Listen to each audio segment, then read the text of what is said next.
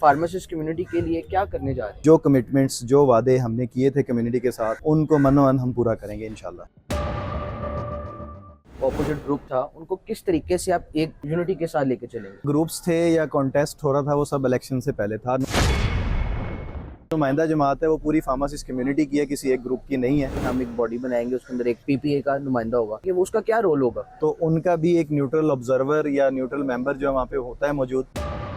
Prescription right दिया जाएगा, कहीं ना कहीं मेल प्रैक्टिस होगी। आप क्या समझते हैं कि जो एग्जिस्टिंग जो हेल्थ केयर कमीशन की रूलिंग है सब कुछ, तो क्या सब ठीक हो रहा है?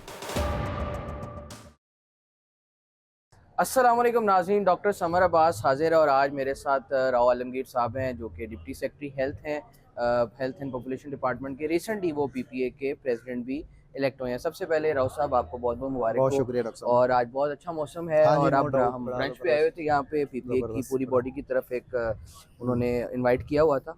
तो राव साहब आप कैसा सोचते हैं आप इलेक्ट होने के बाद फार्मासिस्ट कम्युनिटी के लिए क्या करने जा रहे हैं?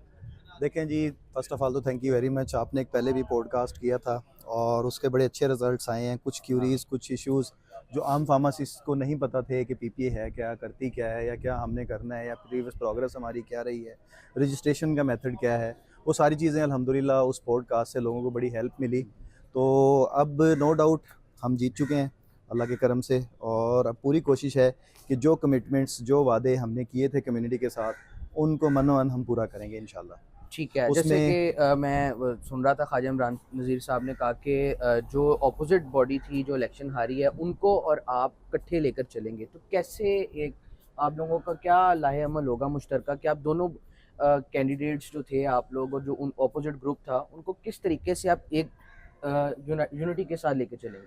देखें जी, जो ग्रुप्स थे या कॉन्टेस्ट हो रहा था वो सब इलेक्शन से पहले था, नोटिफिकेशन से पहले था।